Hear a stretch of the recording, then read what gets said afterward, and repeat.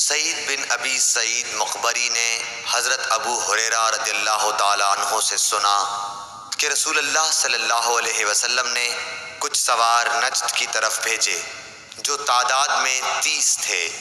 یہ لوگ بنو حنیفہ کے ایک شخص کو جس کا نام ثمامہ بن اسال تھا پکڑ کر لائے۔ انہوں نے اسے مسجد کے ایک ستون سے باندھ دیا۔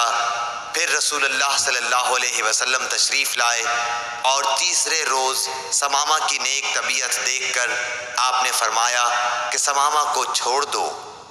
رہائی کے بعد وہ مسجد نبوی سے قریب ایک کھجور کے باغ تک گئے اور وہاں غسل کیا۔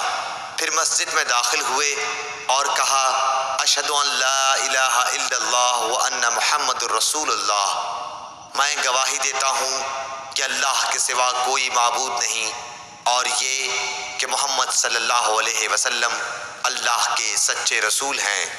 صحیح بخاری حدیث نمبر 462۔